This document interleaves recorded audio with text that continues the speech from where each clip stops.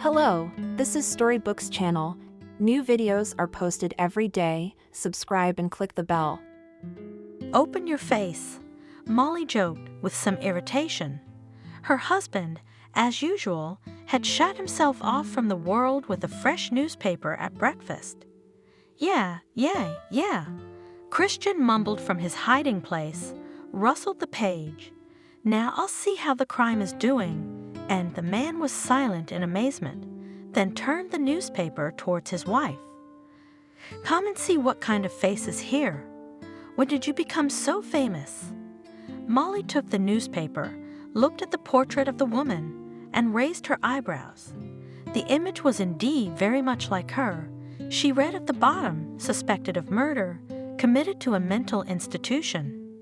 Yes, they say everyone in the world has at least one doppelganger, but why is mine not a beauty queen, but a crazed murderer? She said indignantly. No, but what is the resemblance? Maybe you have a sister? The husband continued to wonder. You know very well I have no sisters. Molly cut him off. It's just a resemblance, the angle. And in general in these newspapers, the pictures are such that you do not recognize yourself. Eat up. It's getting cold. Camille didn't want to be admitted to the rural hospital, even though she came just before the birth. Who are you? Where did you come from? Do you have an exchange card? They asked her sternly. Nothing, it hurts a lot. I'll give birth now. Camille held on to her big belly, squirming in pain. How far along are you? Have you had any tests? The midwife looked at her and saw that the hem of her dress was wet. When did the water break? Not long ago. I didn't take anything while I was coming. I don't remember the due date. It's early, I suppose, but I can't. Ouch! The girl moaned. What an idiot country girl. All right, let's put her on the table. Or she'll really give birth under the door. There's a multiple birth, it seems. Have you even seen a doctor? But Camille couldn't answer. She was so sick. Not an hour later, her daughters were born, 2 twin girls, but the woman did not recognize it. Immediately after the birth, she fell into unconsciousness and soon died. Yeah, that's a hell of a blow. Any paperwork? It is necessary to inform somewhere, relatives, or whoever. The head doctor sighed unhappily. So maybe we should bury her as a stray, and that's fine. Suggested an elderly lady paramedic. Or they will come with their claims and blame us for everything. And what about the children? Say that you gave birth to them. The doctor was indignant. Or you also ordered to give them away somewhere. I wonder at you. Are you a doctor or what? Like or not, but her relatives will come and tell us who we are. They'll drag us to court. Well, I've got a passport and a phone number for a Michael. Let's notify both. Let whoever wants to bury them take their kids, Michael or whoever. Camille didn't really want to go from her native village to the city. That is, she didn't know. She wanted to see the light, but she was afraid. And where would she go? There were classmates who had already left, who were studying. Someone had relatives. They promised to arrange a place for her. But she, Camille, did not succeed in her studies. She was glad to get out of school at least, but she did not want to think about studying somewhere else. She had no relatives either. Besides, her mother Clara did not really want to let her only daughter, young and pretty, go anywhere. There were such stories in their village that girls left and then came back as women, unmarried, but with children. And she was not very optimistic about the intelligence and cleverness of her Camille. She was not stupid, of course, but she was too trusting, too simple-minded, so she was the only one to disappear in the city. But then her neighbor Olivia persuaded her. Olivia had such a tongue that she could talk to anyone, and here she came and started a song. I've found a place for your Camille in town, a place that's a godsend. But wait a minute, don't wave your arms around, just listen, and then think about what you're doing to spoil a girl's life. She'll go to the farm, that's a great blessing. There's enough people there now, they want to make her a shepherdess. She'll be a shepherdess, what's the big deal? I guess that's our fate, and what's the joy in this town? She'll be lost there. It will be lost here, I tell you. And you listen, what a place. I'd be the first to talk you out of going to a factory. It's not for girls, of course, to hang around in dormitories where everyone's in a heap, men and girls alike. But what I'm offering you is a housekeeper in a good family. What else? A housekeeper. Clara hesitated. And what do we all live as? Not servants? And in the city, what's not to live? And the water from the tap is hot at once, and gas in the kitchen, and the family is rich. I tell you, husband and wife, no children, it's already good. To live in a nice apartment is the same as them. The owner himself is in some kind of trade position, so they eat things we haven't seen in the movies. How do you know that? Camille's mother was surprised.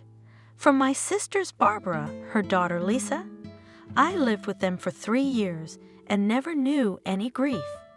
She became a city girl and found a good husband. She's a city girl now, so they're looking for a new one. Barbara told me to find a girl who's quiet and neat. Well, who else but your Camille? That's true, but I'm still afraid. Well, be afraid, be afraid.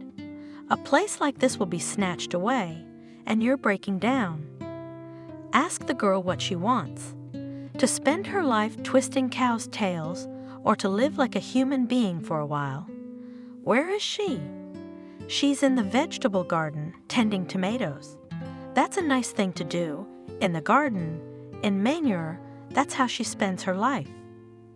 In a year or two, she'll turn into a hunchbacked aunt with black hands, and all because of your fear. Shout to her. We'll ask her ourselves. Her mother called Camille from the vegetable garden, and she realized at once that the matter was serious. She quickly rinsed her hands, took off her muddy boots, and came in. Good afternoon, Aunt Olivia. Listen, daughter, what does Olivia offer us here?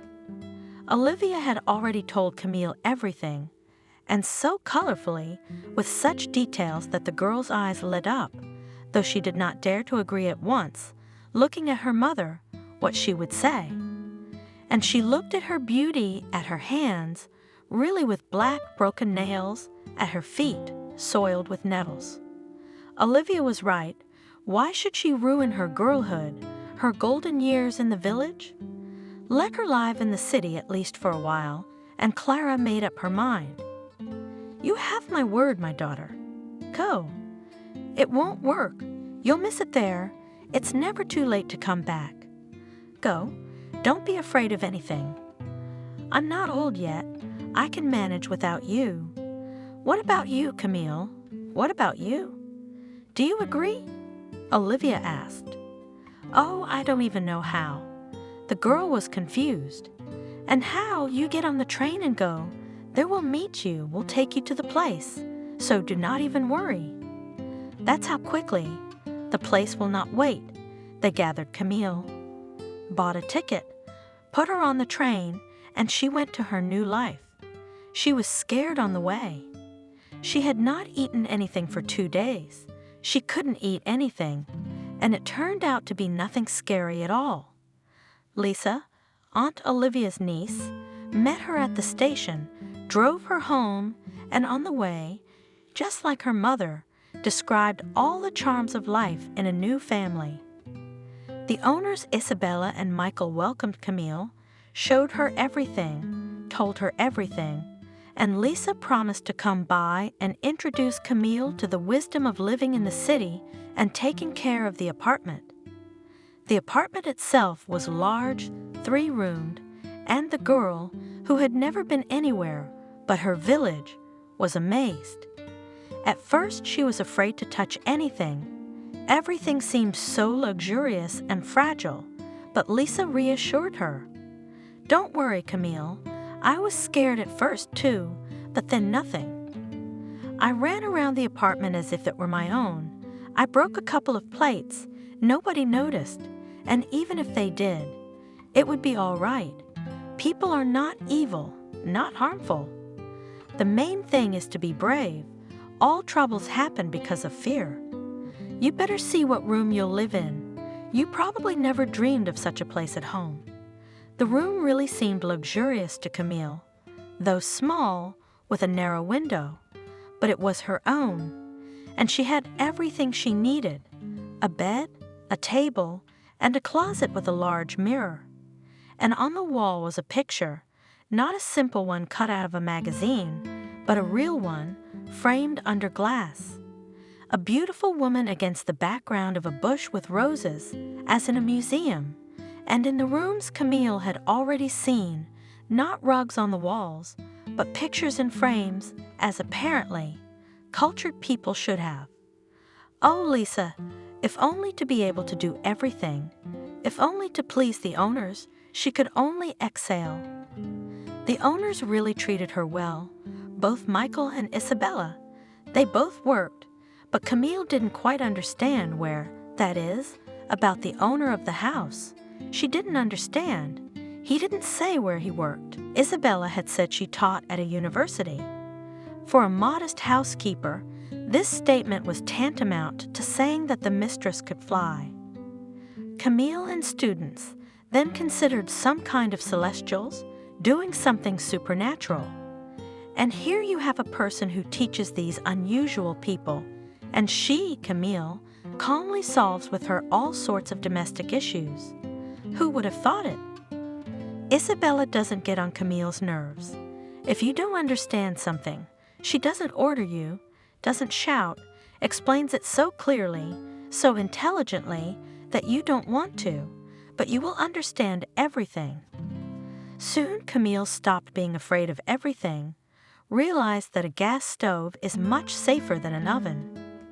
The refrigerator is much more convenient, and the owners are even more affectionate than her own mother, who can yell and shout and towel chase if you do something wrong.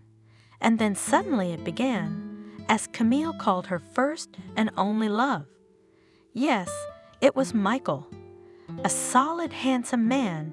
At first Camille was so timid in front of him that she couldn't even raise her eyes. All she could see was either his plaid slippers or his shined shoes. She learned that it was she who was to put a gloss on these elegant shoes on the first day. In front of his wife, Michael paid little attention to the housekeeper, dropping polite words. "Good morning. Thank you, please. See you tonight," and that was it. With this politeness he surprised the girl. Why should she thank him for the food or laundry, or for the same shoes, if he pays money for it? But apparently that's the way it is with such people, the culture. They, husband and wife, were also polite to each other, no swearing ever, not a rude word. When Michael called her Camille, the name seemed to sound different, and her heart seemed to melt, but he called her that only when Isabella was not around, which made their communication quite intimate. "Why, Camille, you are afraid of me, for we are closer than kin to each other." So he said, and his voice was as if sad. She really felt Michael closer than a relative, though she was afraid to admit even to herself that she had already fallen in love with him. "He loves me too," Camille guessed. To admit, only afraid, because he is married, but it does not matter so much. They have no children, and therefore, and husband and wife, they are not so real. So she calmed herself, gave herself hope, but she realized that they were real, and she was just a servant. A year later, she did not hide her feelings, and sometimes cried at night. "I was lucky to fall in love with you, my dear Michael." She was ashamed to call him that, even to herself, and feared that she might say it during the day. So she allowed herself to say it, Michael, rarely, once a week. She persuaded herself to be patient. In 3 more days, so be it. Ah! She was exhausted from this love. She even lost weight. Her face fell off, as her mother would say. And he, apparently, guessed, and one day it happened between them. Quite by chance, one beautiful sunny morning, when the landlady had gone to teach her students, and Michael was late for some reason, and Camille was in no hurry to leave the kitchen, not on purpose. It was just that there were some things to do, ordinary, everyday things. It was just that it was getting harder and harder to do them. Her hands, as if ossified, her fingers were numb and cold, and her heart was beating so hard that it seemed to be heard on the street, and in her head it was beating. Now it will happen. Michael must have felt it too, because he didn't even look like he was doing anything, but just sat there looking at Camille. Finally he whispered, "Camille, you love me." And she turned around, looking at him with all her eyes, and answered in a broken voice, "Yes, and I have loved you for a long time. And tell me, why do we have to torture each other like this?" Approaching the girl, Michael spoke. Seeing that Camille was ready to fall senseless, he picked her up and carried her in his arms to the bedroom, not to her cell, but to the marital bedroom on a wide bed as a newlywed. 15 minutes later, Camille, tucked into her lover's shoulder, wept sweetly with great relief. At last her love had found a way out. She is with her beloved, and it will always be so. They are already husband and wife, and that other know to think of Isabella, so kind, beautiful, intelligent, but hopelessly unloved, did not want to absolutely. "What are you crying about, Camille?" Michael asked. "Do you regret what happened?" "No, Michael, I'm happy. You really love me, don't you?" "I love you very much, my dear." The man's voice was suddenly affirming. He shook off the lover's languor. "But let's make a deal. Even when we're alone, no Michael, and no you, it's for our own safety. You get used to it. You slip up in front of Isabella, and everything goes to shit. Agreed?" Of course. Camille wasn't the least bit ticked off by that order. "I'll never make a mistake, Michael. No one will suspect a thing. Just don't leave me." "My good girl, how can I leave you?" He looked back at the sheet. "And now, alas, I must go. You two don't lie around. Carefully clean up everything, the traces. Meet Isabella tonight as if nothing had happened." He got up and began to dress carefully. Camille also tried to tidy up. She had little interest in the future, even in terms of further development of the relationship. At that moment she was happy, she loved and was loved. What else was needed? And the fact that her beloved is married, well, what does it matter? He alienates his wife in conversation, calls her by name and patronymic. Does that say something? Doesn't it? Well, there she is, Isabella. What can you do? What if I live here someday as a landlady? The girl thought with a sinking heart, but I'll never take a young housekeeper, no way. Such thoughts made her feel funny and anxious. Would Michael ever dare to change their lives? Though such thoughts came later, at first she was just happier than she had ever been in her life. She was most afraid that it would become noticeable to others, on the street, to strangers. That's half a miracle. But at home, Isabella herself would notice. And no matter how hard Camille tried to hold back, to make herself look serious, the landlady noticed and once jokingly asked her at dinner, "Why are you glowing, Camille? Are you in love?" "Me? No, why?" The girl was confused, embarrassed. "Well, don't blush, it's the right time for it. But don't hurry with marriage, we don't want to stay without you." The landlady calmed her down. The girl ran out of the kitchen, but heard Isabella say to her husband, "Shouldn't we shine, Michael?" This caused Camille a wave of such jealousy, for every night her lover embraces his lawful wife, and she. For the first time, She thought about the fact that at some point some certainty would have to be brought to their relationship. But how could one say so? Only once did she shyly ask, "Will it always be like this, Michael?" She meant their secret love, but he understood otherwise or pretended otherwise. "What are you going to do? Quit your job?" "Don't even think about it. I won't let you go." Her lover jokingly interrupted her. Camille laughed happily again, quite satisfied with this answer. She did not want to think that it could not go on like this forever, but she could not imagine that it would end. But one day it ended the way it was supposed to. Isabella caught her lover in a most unambiguous position. Either they themselves had lost caution or she suspected something and decided to arrange an audit. The door suddenly opened. The dumbfounded wife and mistress stared silently at her husband and housekeeper, frantically trying to cover themselves. Isabella, without uttering a word, walked out of the room, closing the door behind her.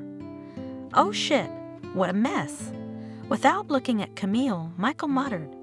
He quickly zipped up and left the room without looking at his mistress. Camille was already dressed, but did not dare to go out. She was afraid to meet her mistress.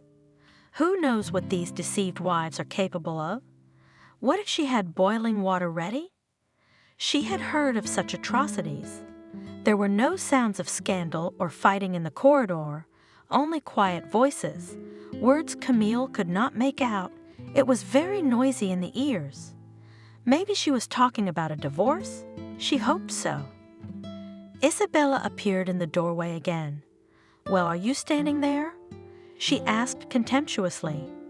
"Pack up and leave immediately." "Yes, how can I? Where to?" Camille mumbled confusedly. She waited for Michael to appear, to intercede, to tell his wife that he loved Camille, that he would not let her go anywhere, but he did not appear. Had she not killed him? The girl was terrified. "Quickly, you could talk about it in your own village," the landlady continued. Camille stepped timidly out of the bedroom, looked around. There was no blood anywhere, but no Michael either. "Maybe he's in my room?" she thought. Motioned to the den. No, it was empty. "Quickly gather your things and get out. I won't tolerate you here a minute longer. I'll give you a final payment now." The landlady quickly went into the living room, and Camille began to obediently gather her poor belongings and wait for Michael. He could not fail to show up, to tell her that everything would be all right, that they would still be together. But he did not appear, though he must have been in the apartment, alive and well.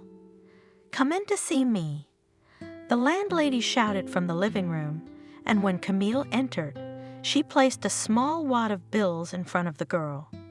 "That's all I owe you, although I should throw you out in disgrace. I took you into my home as my own, and you even got into bed with me. What am I saying? They have no conscience. Have you packed your things? That's it. Take the money and get out of here." Camille heard footsteps in the hallway. It could only be him, Michael. Now they'll come in and tell her everything.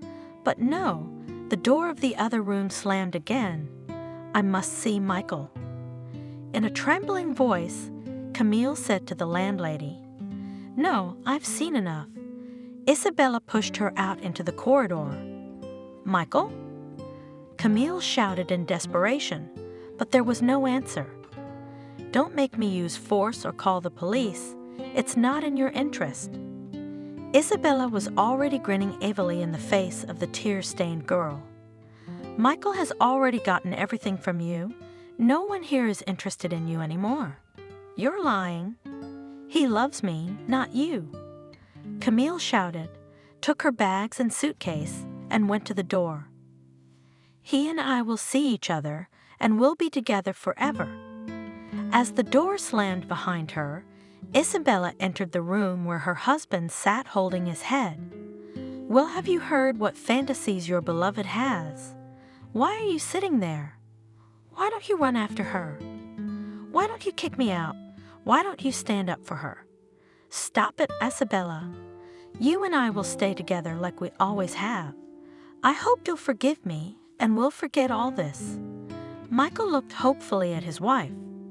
"I love you, Michael, and I don't want a divorce. Will I forgive you?" "Probably, but it will hardly be possible to forget. Such things are not forgotten." Isabella answered firmly. Camille went outside, not knowing where she was going. Her heart was racing. Her hands were shaking. There were no tears, only complete emptiness in her head. She sat down on some bench, opened a small purse where there were documents and money, and noticed the edge of a white envelope. Well, of course Michael had managed to put a letter to her, explaining where and when they would meet. Clearly this snake, Isabella, had intimidated him with something, wouldn't even let him say goodbye. She pulled out a strangely heavy and thick envelope, which clearly contained more than just a note, opened it money, but that was okay. The main thing was a leaf written in hurried letters. "Camille, this money will be enough for you for the first time. Get yourself a job, or better still, go home to your mother. Don't try to see me. Don't come to see me at all. Don't even come near the house. You might make things very difficult. I hope you'll be reasonable." "That's it? No signature, no nothing?" "What do you mean?" "What do you mean, Leave?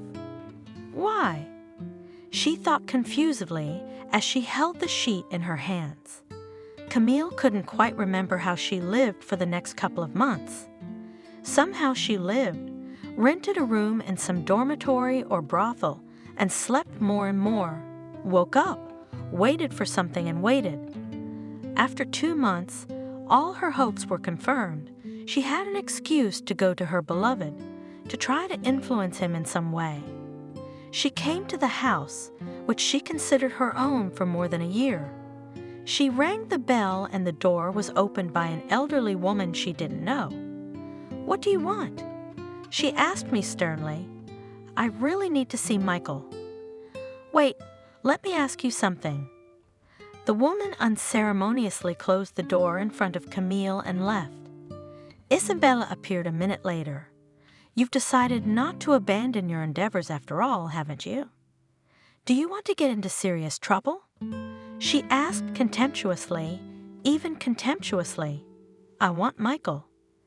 Camille tried to speak firmly, but she could hear her voice shaking. "He doesn't need you, and no one here does. Get out." The landlady wanted to close the door, but Camille held her back and said desperately, "I can't just leave like this. I'm having a baby." And the landlady's face twitched strangely. She staggered back. "What? Get out. I don't want to see you again. I want Michael," the girl said in despair. "He's not here. He's gone, all right. Go away, Camille. Don't make it worse." The door slammed shut. Isabella went into the room where her husband was watching soccer. "What did you hear yours was here?" Michael turned off the TV, stared at his wife. "Why? What do you mean, why? She loves you, believes you. She's expecting a child." "Run. Catch up, apologize." Swallowing tears, Isabella said, "No, Isabella, I'm not going anywhere. And she's probably lying." "Isabella, don't cry, please, we'll still be together." "I don't want any children, no Camille, I told you." And Camille realized that her last hope was gone, whether Michael had left or not, but the landlady was not deceived. He didn't want Camille, and nobody did. It became clear after she returned to her mother, hoping somehow to survive the grief, to give birth to a child, and then, well, as it turns out. It was scary, of course, to confess everything to her mother, but where could she go but to her home? Clara at first rejoiced at her daughter's arrival, thinking that she had come on vacation, but when she heard why Camille had actually come, she pointed at the door. "I warned you, why are you here now, to embarrass me?" "Oh no. Go back to where you've been fattening up." Go to your beau and let him do what he wants with you, even eat your porridge. He doesn't want anything. He's the boss I worked for." Camille cried, "With a married man?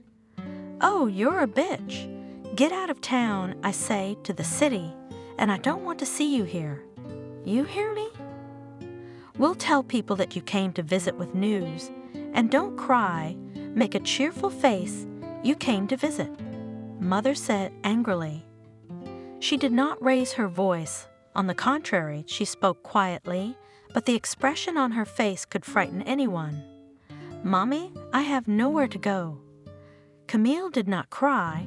She was filled with utter despair, even indifference to herself, to the future child, to Michael. "Please let me live somehow, even in the barn, even in the summer kitchen. I'll give birth, and then they'll go away, honestly." "Are you crazy? What barn? Who are you going to give birth to? To have people spit in my eyes. Go away, I'm telling you, or I'll disgrace you myself, drag you by the hair into the street, and chase you through the village with a dirty rag. You unscrupulous slut, you've done it, you'll have to get out of it yourself." Realizing that no amount of pleading would work on her mother, Camille left her home wherever her eyes took her, where no one knows her, where she will not dishonor her mother. In a distant village, where for a while she lived in an abandoned house, then moved to a lonely and little understanding old woman who took Camille for her granddaughter.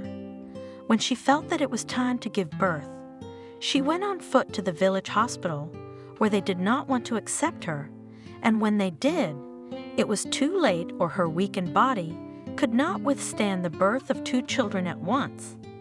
Camille died without regaining consciousness. Clara was the first to hear the sad news, and she came to bury her daughter. It was not so far to go. The next day, the funny mother already bent over the body of her only daughter. "Camille, my poor girl, it's my fault. I sent you to town, and then I threw you out of the house. I had no pity. Forgive me, my dear." The deceased girl began to prepare to be sent to her native village, where they were going to bury her in the fence of her grandfather and grandmother, and Clara was taken to see her granddaughters. "Well, decide what to do with them, whether you want to take them for yourselves or write a refusal. We can't keep the children here. They should be sent to a children's home." Looking at her granddaughters, the woman was in tears again. "I can't afford 2. I'm not old enough, but I don't want to give up both of them either. I'll take one of them, the one who was born bigger, just like my Camille. And the other one, God willing, will be adopted by good people, will grow up, and then maybe they'll meet someday." So I brought home a dead daughter and a living granddaughter.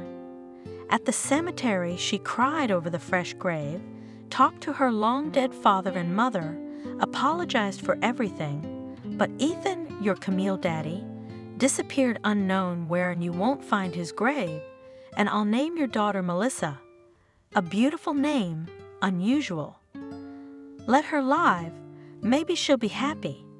You rest in peace. Don't be afraid, I won't hurt the child, and I won't allow such a thing to happen to you." Michael got a call. They said that Camille had given birth to twins, girls, and died. Is that how it is? There is no Camille anymore. There are 2 girls, her and my continuation in this world. He mumbled confusedly. Then he poured cognac into his glass, took a couple of sips to calm his inner trembling, and went to inform his wife about what had happened. He felt sorry for Isabella, too. He saw how bitterly she cried when she learned of his mistress's pregnancy.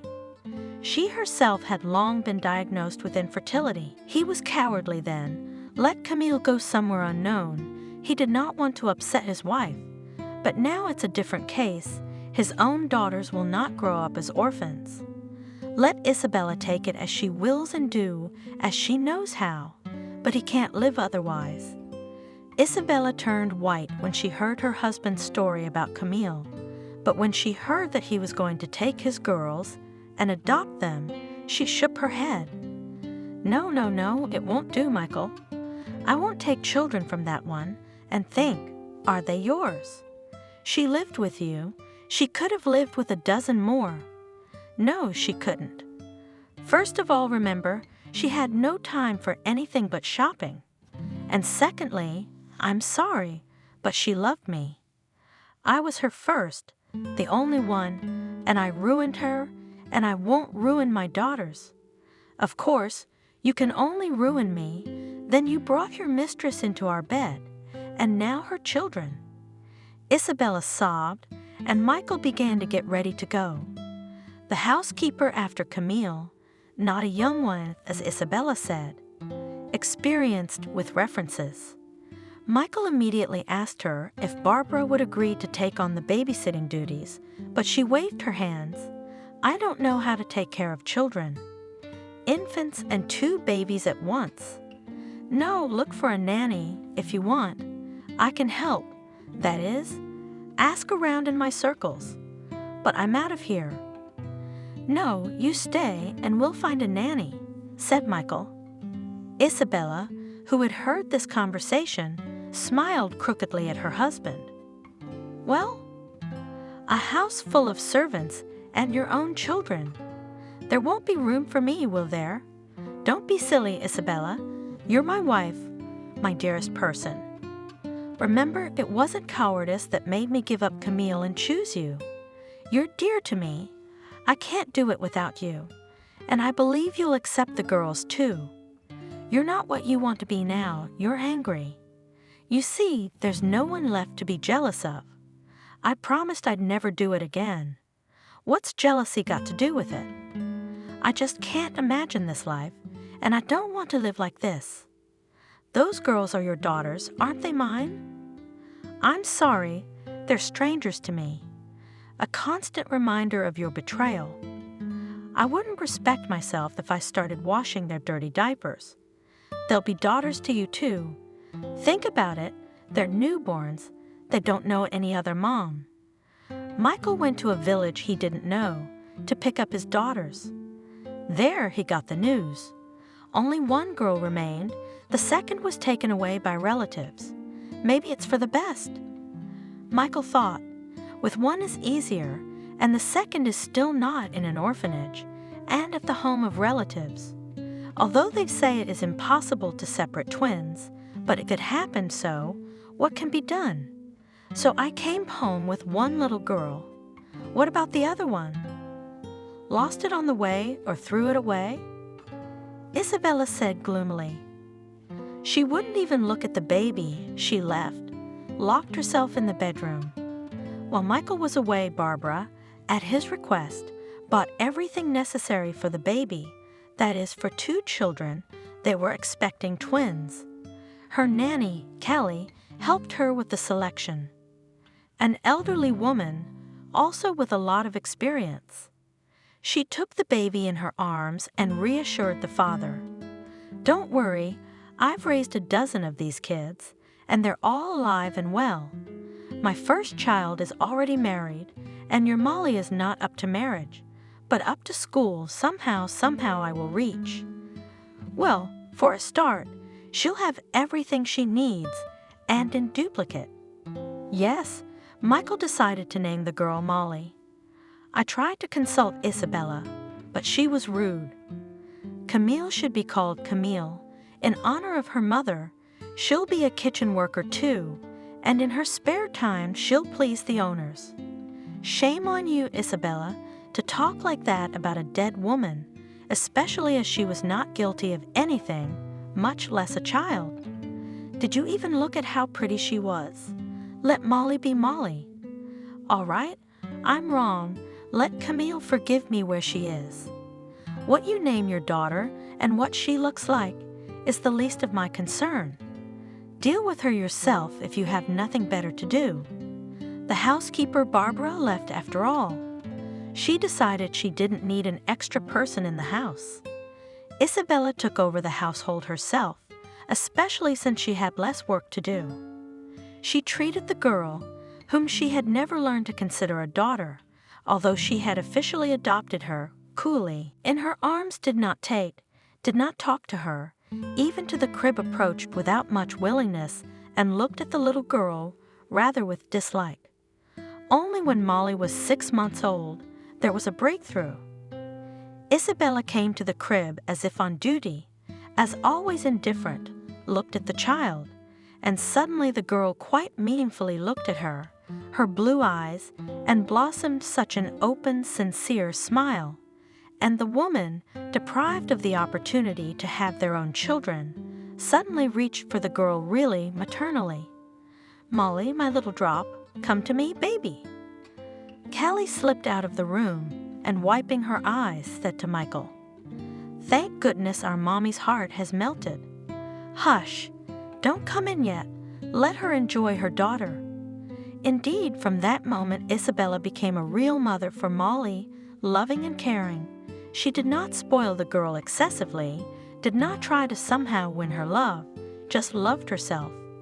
And as the girl grew, there was such affection and mutual understanding between them that Isabella herself forgot that she was not the one who gave birth to Molly. Melissa grew up in the village with her grandmother Clara.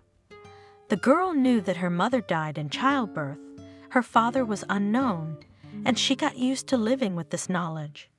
The grandmother loved and took care of her granddaughter, tried not to make the girl feel deprived in anything, and Melissa did not feel deprived. However, she was a girl who was not capricious, not demanding, and she loved her grandmother very much and tried to take care of her. And how do children take care of adults? They help and do not cause unnecessary problems. Melissa did just that. Since she was little, she helped her grandmother, both at home and in the vegetable garden. She did not like to go for a walk. She enjoyed spending time with her grandmother, listening to stories about her mother and her sad fate. I let my Camille go to the city. That's how it turned out, but it was impossible for her, a modest, simple-minded girl. It's not for nothing they say that where one is born, one is useful, and I orphaned myself and you. "And my daddy, who was he?" the girl asked. "I don't know. I never saw him. I only heard his name was Michael." "Well, he must be a bad man if he seduced a girl and threw her out of the house. He cheated on his wife too, but that's their business. She forgave him, of course, for a sweet piece of money and position. Probably lives, and now he doesn't give a shit. Doesn't know about you. Well, you don't know what to think about him." Clara didn't mention that Melissa was born with more than one sister. Why would a girl want to worry about that? She would start thinking about this sister, and even start looking for her, and where would she find her? It's unnecessary torment, and Melissa's sensitive enough as it is. And God be with this sister, or her grandmother will blame her for not taking them both. But she loves her grandmother and realizes that they are alone in the world. And Melissa studied well. She dreamed of being a doctor, and for this she had to try harder, to study more. So she spent a lot of time at home for books in order to learn and not to argue with her grandmother. Because if there was one thing Melissa suffered from as a child, it was overprotection. Clara had to know every minute where her granddaughter was, with whom, and what she was doing, and this naturally deprived the girl of many entertainments of her youth, and not only entertainments. When Melissa finished the 9th grade, her teacher offered her to go to another school in a distant large village. There the level of education is much better, and you can live in a boarding school. When she turned with this proposal to her grandmother, she only mockingly resented. "What are you talking about? Who is it, a girl of 15 years from home? I'm sorry, I do not have extra granddaughters. What's so scary about it? You're not going somewhere, but to school?" The teacher was surprised. Not to school, to some boarding school. And what happens when grown-up boys and girls live without supervision on their own? It's an outrage, you know. Why unsupervised? There are teachers, tutors. There have never been any outrages, and the teachers there are good, because the main thing is not a boarding school, but a school. What's not a school here? I'm telling you, the teachers there are stronger. They'll prepare your Melissa for the institute. What institute? I'm not going to let her go anywhere. There's nothing to do in those institutes. Why didn't I take her out of school after 9th grade? It's just so the girl doesn't break down at work. Let her finish high school, and then she can go out, even to work on a farm, and she's had enough of these sciences. What are you talking about? The girl has abilities she wants to learn. If she doesn't, I won't let her go anywhere. You have my word. I've already let one go like that. She came back in a coffin, and she was my daughter, the only one. My husband also left for a better life, but there was no grave left, and now I'm going to let my granddaughter go like this. No, it's just the way we were born. Where we're born, we're useful. I am amazed, Clara, at your stiffness and selfishness. The teacher said in her heart, Melissa, the girl is intelligent, decent, so be amazed and let her remain decent. You'd better be amazed than I will be when my only granddaughter is in trouble. And anyway, why are you all rushing off somewhere and dragging your children with you? Somebody has to live in the countryside. Don't you agree? And people live, they live very well.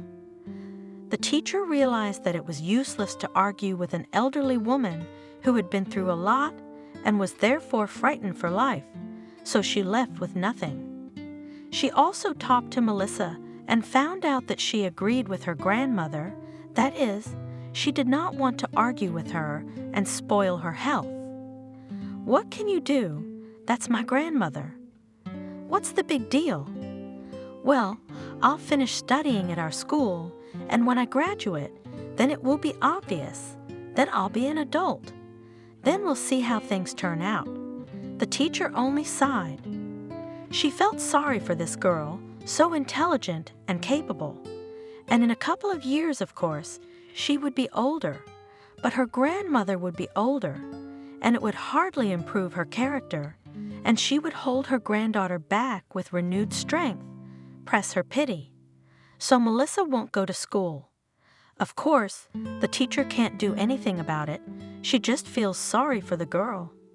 Melissa also perfectly finished 11th grade, and here the question of enrollment became especially acute.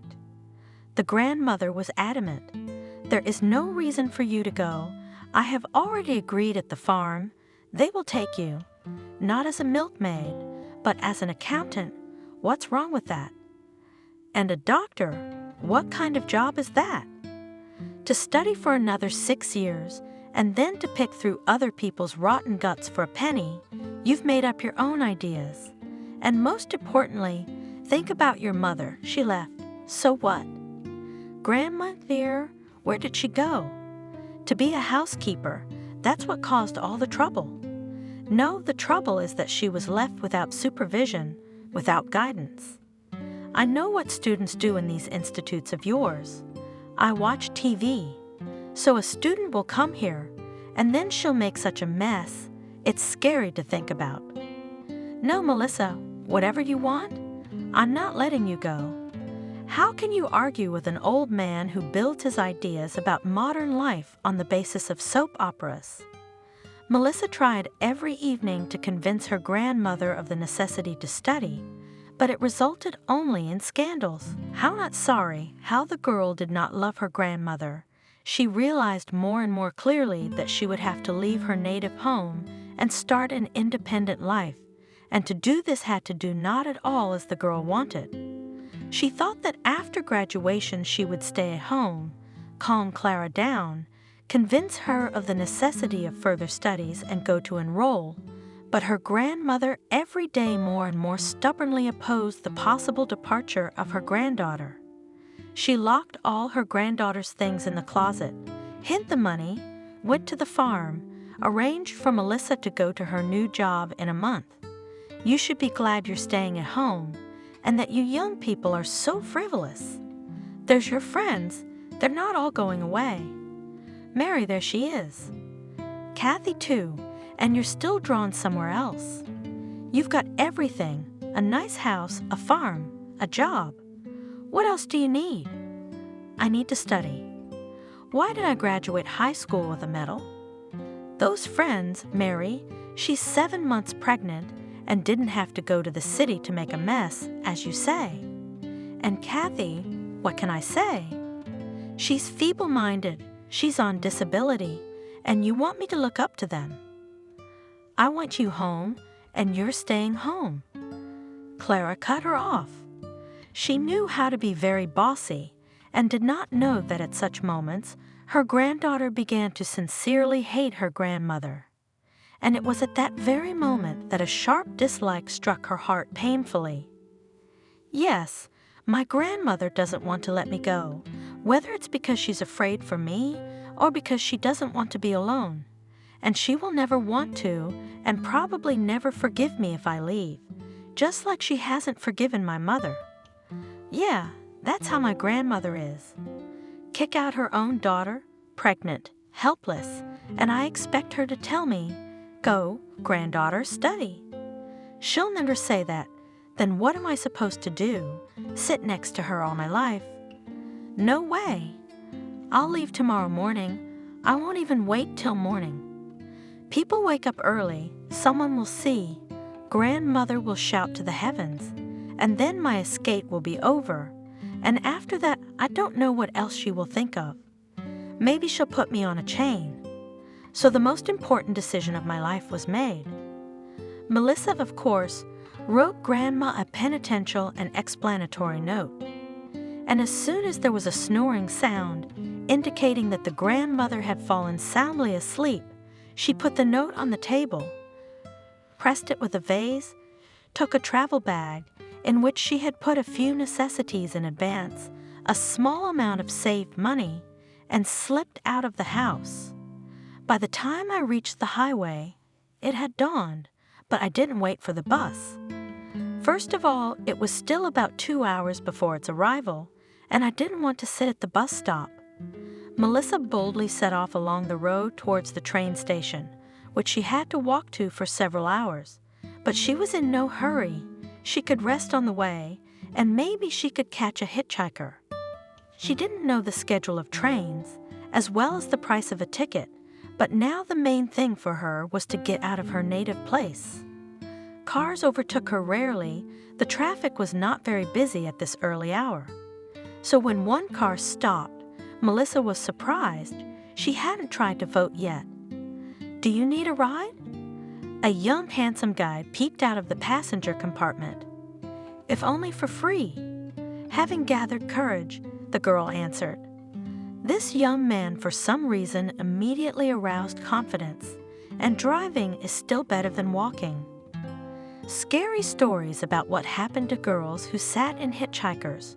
She tried not to remember, restrained herself. Don't be like your grandmother. It's clear that it's free. Opening the door, the guy said, "Where do you want me to take you?" "I'm going to the train station." "Great. Where are you going at this early hour?" "To the station, and from there by train to the city." Melissa answered in the same tone. "Without luggage, without escorts. Did you run away from someone? And how did you guess?" Melissa was cheerfully surprised. "I left my grandmother." "And from your grandfather?" The young man, apparently, was also more and more pleasant to talk to the girl. "My grandfather ran away from my grandmother a long time ago. Your grandmother must have been a fighter." "She's a fighter." "And Melissa, that's great. You're good." "Honestly, I admire you. That is, many young people from villages leave their parents, some to study, some to work. But how they leave, with a blessing, with a dowry, with the obligatory promise to send potatoes and other products in the fall. And you just took your purse and went on your way. What else was there to do? Grandma wouldn't let me go, not with the dowry, not at all. I'd have stayed in the village all my life, working on a farm, or I don't know where else. No, it's not a bad village, but I want to study. If I'd finished school with C's, I'd sit there quietly, but why not study further, right? It's the right thing to do. Besides, you've chosen a good profession. It's great to be a doctor. Look, we're almost to the train station. As you wish, but I don't want to part with you. You're a great traveling companion. Why don't I drive you to town like this? Why not? It'll be faster and more convenient. If it's not too much trouble, I don't know. What's so hard about it? I'm not saying I'll carry you on my shoulders. I'll take you by car, especially if I'm going to town myself, and it's more fun in company, so we'll both benefit. You'll get there, and I won't be bored. But you know what? Let's start talking on a first-name basis, first of all. And secondly, let's get to know each other. My name is Emil, and you are. I'm Melissa. Nice to meet you. Nice to meet you. And we should go for breakfast. There's a little cafe near the station. You're welcome. Oh, thank you, it's embarrassing. You're driving and feeding me. I didn't expect it to be so comfortable to run away from somewhere. Well, there are happy accidents in life. I didn't expect to meet such a nice and sociable girl as a traveling companion. At breakfast, they continued to chat cheerfully, and Melissa told me that she was going to the city almost at random. She had no one there and no one to stay with. I'm going to stay at the station for a while, and then we'll see. Maybe there's some kind of hostel for incoming students, or I'll find out anyway after all. Everyone's settling in somehow. Since we're traveling together, we've already become friends, almost close people. I suggest you live not at the train stations, where girls don't belong, but at my house. No, I'm not offering you anything bad, but I have a 2-room apartment, and I live alone. That is, you would until your enrollment, or there as it turns out, you can live with me, of course. I'm not going to take money from you or force you to provide any services. Just stay until you get settled, that's all. Well, you know, that's too much. Melissa was confused. What do you mean, too much? Why can't I do you a favor?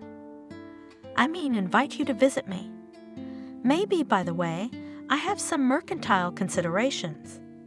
You study to become a doctor, and I'll get sick. Who's going to treat me? I'll come straight to you. Well, Melissa, would you be kind enough to treat me for free? Remember how I drove you to town? That's it. I'm not a selfless do-gooder. All right, I'll do it on those terms. I promise to treat you all my life, and not only you, but all your relatives, free of charge and of high quality. Solemnly promised Melissa. Well, about relatives, you will not be tortured. I do not have so many of them, and I myself do not suffer from any diseases, but you know, all under God, as they say.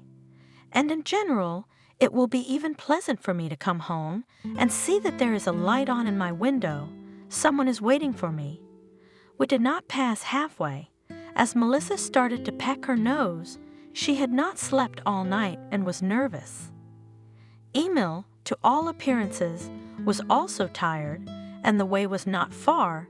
That's why he stopped in a small town, near a hotel, equipped in an apartment house.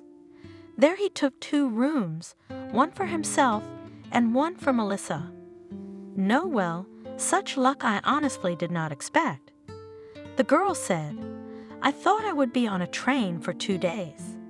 Frankly speaking, I have almost no money with me, so trifles. If I had enough for a ticket, it would be good, but for tea, it is quite possible that there would be no money left. I can't imagine how I would have traveled. Honestly, Emil, I feel like crying now. And why is that? Do you regret leaving? No, I'm glad I left, and I'm even happier that I met you. It's a miracle, honestly. I lived with my grandmother. She did not scare me with the fact that people are such and such, that some terrible stories happen to girls who left home. But here it is like this. I didn't have such happy stories at home either. In our village, people are all good, of course, but I can't imagine who would take a stranger to town for free, feed him, put him up for the night, and then offer to live with him as a result, even with the prospect of some kind of treatment in the distant future. Never mind, Melissa. I'll be honest with you, I just really liked you. If you were some woman in her 50s, I'd probably give her a free ride to the train station. She'd probably go there to sell apples, but that's all. I wouldn't drive her to the city and take her to cafes, so don't attribute any great qualities to me. It seems to me that not every man will shower all sorts of favors, at least for free. Forgive me for saying so. By the way, I like you very much, and not only because you treated me like that, but just like you, and that's all. In the city, Melissa moved into Emil's apartment. The first thing, she went to the institute to learn about the rules of admission, to submit documents, then she prepared for exams, studied a lot, but the girl did not forget to keep the household. Emil had lived alone for a long time, and the fact that there was a mistress in the apartment was to his advantage. Melissa was not used to sitting idle, so she took on cleaning, cooking lunches, breakfasts, and dinners. They also talked a lot every free minute, and no wonder that two beautiful young people soon became a real couple and a happy couple. Emil immediately told the girl that he was not going to exchange for any civil marriages and offered her to become his wife, not having finished the first year. Melissa married the man she loved. About the changes in her life, she informed her grandmother, called on the phone. The conversation was terrible. Her grandmother cursed her, forbade her to come, and said that from now on she has no granddaughter. But the girl did not forget that she has a grandmother. She faithfully sent her congratulations on every holiday, wrote letters about her life, but here to visit her and did not get out, and the scandal was afraid. And there was no time. She studied, worked, and when she graduated from the institute and already got a job at the hospital, she was informed that her grandmother died. This news came as a complete surprise. Of course, the girl perfectly understood that the grandmother is not young and not eternal, but she was always so energetic, so determined. It seemed that they still had time to make up, to become together again, the most kindred people, and suddenly, Melissa had to go to her native place for the funeral, but also to sell her grandmother's house. After crying at the family graves and settling things with the house, she went back to the city where her husband and work were waiting for her. She decided to spend the money from the sale of the house on renovating the apartment where she and Emil lived. Although she tried to keep it in order, but still the apartment needed some remodeling, and the money was not so much, and for something more substantial, they would not be enough. In general, in their family, there was never any extra income. Emil, of course, worked, but Melissa could not get into the essence of his occupation. He was the manager of a large businessman, and most of all dreamed of organizing his own business. He had even made attempts to start his own business, but without success. The fault of his failures was mostly lack of money. Emil often lamented, "I was born too late." They say that in the last century you could literally start from scratch and quite quickly turn around. And now what? Melissa believed that her husband lacks not only money, but also knowledge, the right connections, and much more, but to talk about it aloud avoided. Why break the dream of her beloved man? And there was no harm in it. Even when Emil tried to organize something, it did not bring income, but did not ruin them. There were losses, but insignificant. What bothered Melissa more was that Emil was very upset about failures. After all, he tried, did something, and again nothing worked out. The man did not leave his attempts, which sometimes worried Melissa. She knew that Emil was a risky man, and one day her worries were justified. Emil came home cheerful, excited, with a bottle of champagne. "Let's go out, Melissa. My dream has come true." I have prepared a successful business project for which I was given a loan of money. How much? Melissa tensed up. From the answer, she was horrified. Emil, are you crazy? What if something goes wrong? Melissa, can you for once not spoil my party? Bring the glasses quickly. What's the matter with you? Whenever I think of something, it's a car. What if this? What if that? Why don't we just sit here and do nothing? Remember, you complained about your grandmother, and now you're adopting her habits. Genes are a great thing. What will happen to you in your old age? All right, Emil, let's celebrate, but you have to admit, there's still a risk involved, and the sum is too large. How are we going to pay it back? Oh, really? Let's think of it the other way around.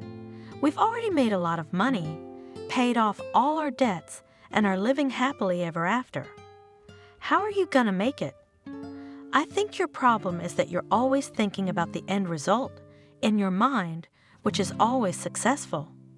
And you don't even think about how you're going to get that luck. The main thing is to get into the fight. And how many times have you been in a fight? At least you didn't get into such monstrous debts before. No, I can't do that. What kind of wife am I? You can't come to her with anything, not with grief, not with joy. If it's joy, then I don't want anything to happen. If it's trouble, but I told you. Do I have to do everything in silence without telling you anything? Oh, come on, honey.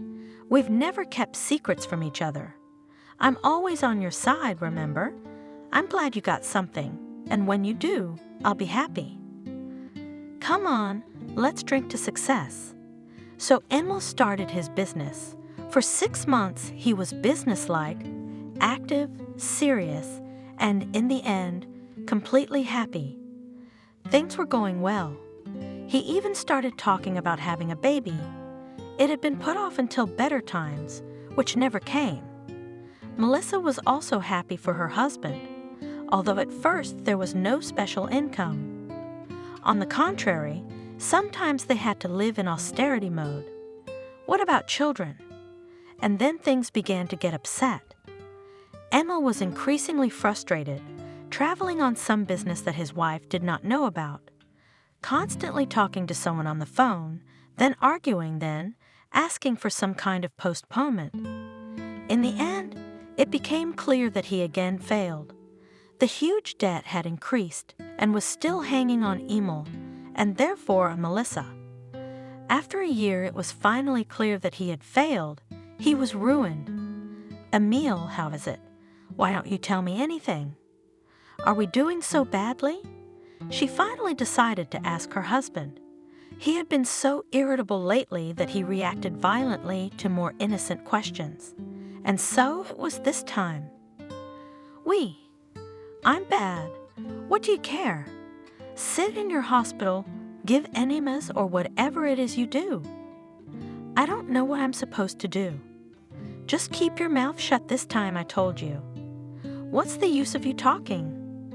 Other people have wives, business assistants, and mine can only prescribe Valadol. Who stopped you from going into economics? You know, there's a saying. If a husband is a merchant, his wife is an accountant. I didn't marry a merchant, and you knew I wasn't going to be an accountant. What's the use if you don't listen to me anyway? If I was the best accountant, economist, lawyer, you'd still do things your own way. If you had a head on your shoulders, I'd listen, but what's the use of consulting a pipe? Don't go there. Don't do that. Take your vitamins. Wash your hands before you eat. That's all your advice. You know, I haven't given advice in a long time. You do whatever you want. And this is what happens. And now what are you gonna do? Sell the apartment? You'll get so much for it, you won't even cover half your debts. The only thing to do is to sell yourself. Where? To a meat stand? Don't make up nonsense. Let's be realistic. Melissa still hoped that they could somehow settle the situation. Come on, except there aren't any. There are no unrealistic ones, by the way. Emma was annoyed and frustrated. If you declare bankruptcy, the wife was looking for options. That's female logic. You think it's so easy? It would take a lot of time, and it's not clear whether something will work out, and what's the point? Or as a bankrupt, I'll be less painful to kill. Why would they kill you? If you're dead, you won't give them anything, and this way you can at least claim half of it. They'll claim it all, my dear silly girl. They'll claim it all, every last bit of it, and I'm sorry about that. I don't know in what capacity. Maybe they'll just torture you in front of me first, so it hurts me more. In short, we're in deep shit, Melissa. Prepare for the worst. Melissa opened her mouth to say something else.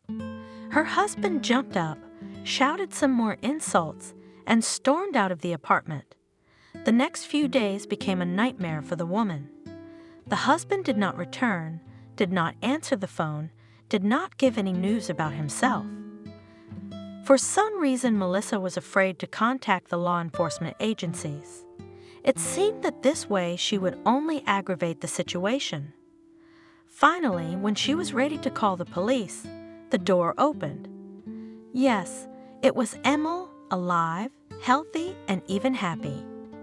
"Honey, where have you been?" I almost went crazy. His wife rushed to him. "Dance, Melissa." Emil replied, and Melissa realized that he had been drinking. "I've settled everything. The money will be there. The debt will be covered. The victory will be ours.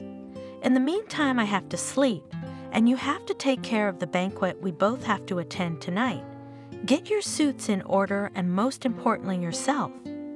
You should be radiantly beautiful content. Hair, makeup, all your feminine stuff, you know. So I'll go to bed. You get to work." Melissa, not understanding anything, began to fulfill her husband's orders. Molly, of course, had no idea about all this, nor did she know about the existence of Melissa, her twin sister. She had always considered herself the only and favorite daughter of her parents Isabella and Michael, and very happy. Sometimes envious people said, well, she was born with a golden spoon in her mouth, but Molly was offended by such statements. What does any spoon have to do with it? Yes, her parents have always supported her, but what would she have achieved if she had counted only on this support? She studied on her own, without help. If she needed help, she asked her parents to pay for a tutor, but it was not very often. So her gold medal for secondary education was not bought at all. Molly's further education was abroad, and here, yes, thanks to Dad and Mom, nothing to say. She learned that she herself, and in her father's firm worked, herself, helping the cause and not taking advantage of his position as a daughter. So envious people can console themselves with the thought that they were just unlucky, not there and not born to the wrong people. And this despite the fact that everyone knew that sometimes the children of wealthy parents only use the money of their fathers and end up very sad, and certainly its merit considered Molly her personal life. She married early, but successfully and for great love. No one will say that in their relationship with Christian was some kind of calculation. Well, and 2 beautiful children, it is definitely an undeniable merit of her Molly. That her life could be very different, she learned only about 10 years ago, just overheard a conversation between her father and mother. They were either arguing or arguing, which was rare. "Do you think it was so easy for me to endure your affair with our housekeeper?" Isabella said angrily, "And you're going to spend the rest of your life reminding me of it. What problems did you and I have at that time? What was I, a healthy young man, supposed to do at the time? What was I supposed to do when your Camille showed up here with a belly full of your baby? How was I supposed to take that baby? Yes, I did it knowing that Molly was your daughter, she was mine. I loved her, but what was it like for me to see her growing up to be your mistress? Isabella. But that was when, wasn't it? But now we have a daughter. And what daughter? What about Camille? She paid with her life for her birth, and that's enough of that. Molly was shocked by what she heard.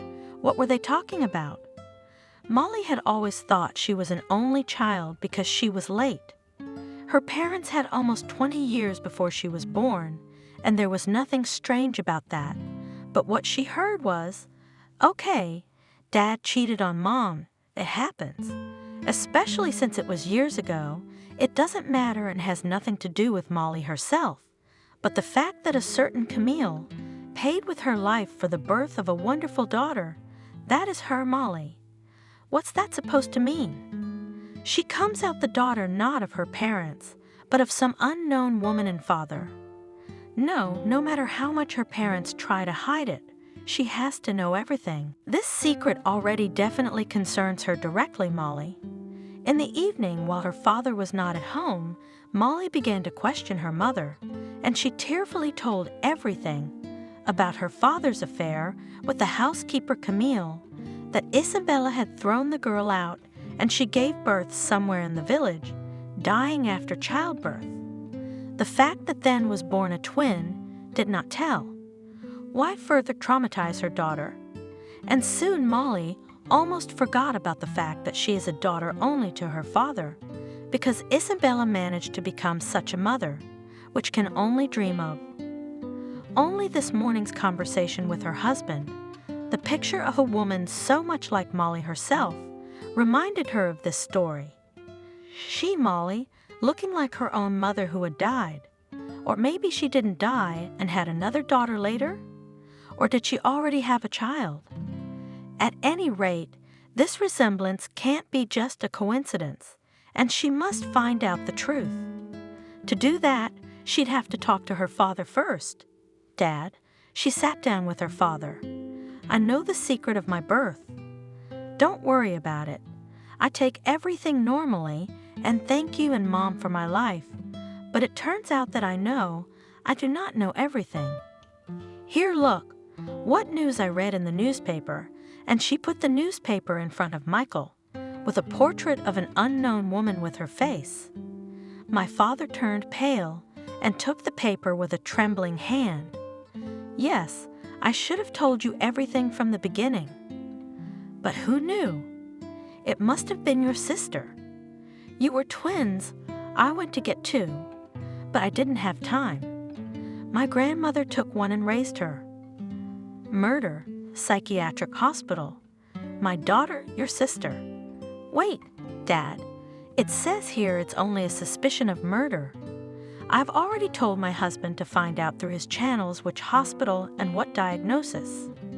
Don't worry, I'll go there myself and find out. Do you have to? Aren't you scared? You yourself said that this is your daughter and my sister, and their own in trouble do not abandon.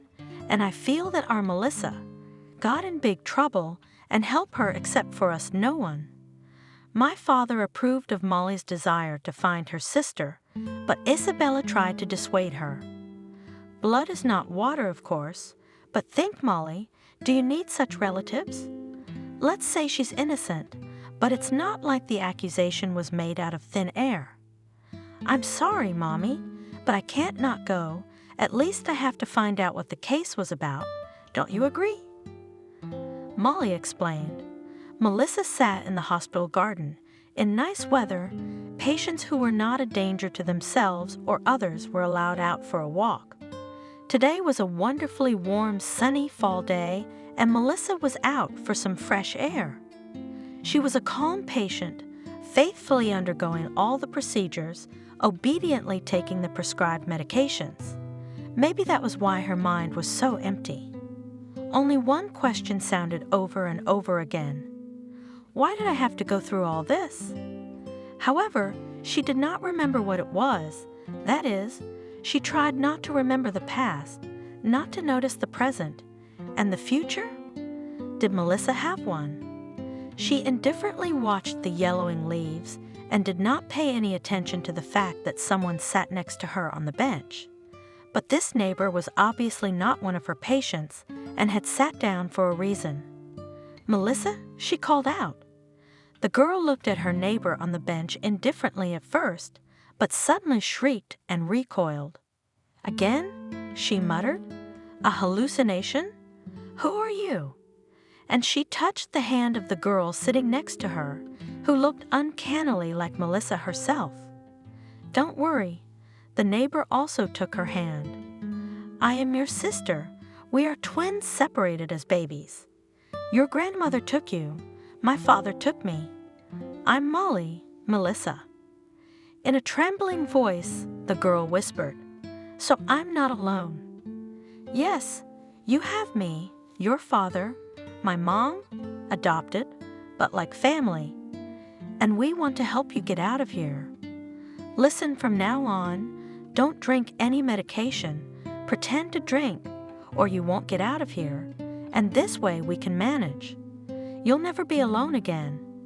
I don't know much of your story. You'll tell me the details later. But I believe you're innocent. It wasn't my fault. It was Emil, my husband, who set it up. It's all about the money. I'm now $100,000 in debt, but I can never pay it back. Why did they do this to me? I didn't kill anyone. Why? Why? Why?" Melissa was hysterical, and a nurse was running to them. "It'll pass. Don't worry." Molly said, "It's just that we are sisters. We haven't seen each other for a long time, so." Hugging the sobbing Melissa, she helped her to the room, laid her down. "Remember what I told you. Soon you'll be free." Melissa's story. Christian, Molly's husband, found out. Melissa was indeed charged with negligent homicide at that very banquet. It turned out that Christian knew Jacob, the father of the deceased Ethan. Did Ethan and Emil have an argument at that party? The reasons for which were not hard to guess. Money. The argument turned into a scuffle. Emil pushed Ethan down the stairs, and he died as a result. The debt issue was resolved that way, and to avoid responsibility for the murder, he blamed his own wife for the incident. To the investigator, Emil said that Ethan had harassed Melissa and she had pushed him down the stairs. She often goes on a rampage when she's angry.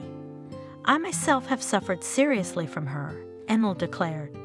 He didn't want his wife to go to prison, so he decided to pass her off as insane. It was not difficult, because after what happened, the girl had a serious nervous breakdown. But Jacob conducted his own investigation into the death of his son, as a result of which he learned that from the account of Ethan, a year ago, really missing amount of $100,000. He also found a receipt written by Emil, which explained a lot, especially since Emil had disappeared to an unknown destination. He was never seen again. Maybe he went abroad? But it was possible that something much more terrible had happened to him. But Melissa, and especially her sister, were no longer interested in his fate. Melissa was cleared of all charges and suspicions, and then she was released from the hospital. It was clear that all her problems were related to the situation she had gotten into. Molly and Michael, the father, came to meet her after she was discharged. Melissa, it was so strange, so unfamiliar. This elderly, already decent man, and suddenly her dad. Will she have to call him that? And could she? After all, her grandmother had spoken ill of her father many times. Kicking a pregnant girl out of the house, even though her grandmother did the same thing. Poor Camille, who never saw her children, who never became a mother. And this one is standing there, alive and well. Michael came up to Melissa, put his arm around her shoulders, kissed her on the head. "Hello, daughter. I realize it is not easy for you to accept me, and even more so to forgive me. Believe me, I can't forgive myself for." "Don't, Michael." Melissa's a little distant. "It's the past. It's just the way life turned out. There's nothing you can do about it. I don't blame you for anything. Will you come and live with Isabella, Molly's mom? I assure you she'll take you in like family. No, why would she? I have an apartment. I'll go home. Melissa saw that her father did not mind inviting her to his house, but was also relieved when he refused. But we'll still be relatives, won't we? I don't want to lose myself again. No, we won't be lost now. You're all I've got, except Molly and her family. I'd rather visit her, meet her nephews, my little relatives, and we'll see you again. In the meantime, I want to go home, have a rest, clean up after the hospital. No offense to me, please. Molly will take me home, won't she? Melissa got in her sister's car, and they drove off. You do hold a grudge against your father after all. Molly said, No, Molly, I really don't. And if I do, it's not for me, but for our mother, Camille. No matter what you say, he has his share of the blame for her absence. Yes, I suppose so, but I hadn't thought about it. Of course, for you, he's a daddy. He carried you in his arms, changed your diapers, took you to kindergarten, to school, married you, but for me, he's a man who abandoned my pregnant mother. That's what I knew from childhood. The word daddy means nothing to me, and now it's too late for me to adopt someone. I hope you understand and don't resent your father. Oh, really, Melissa? You're right. He's a daddy to me and a nobody to you, and yet we're sisters and twins. That's great. Yeah, that's what life is all about.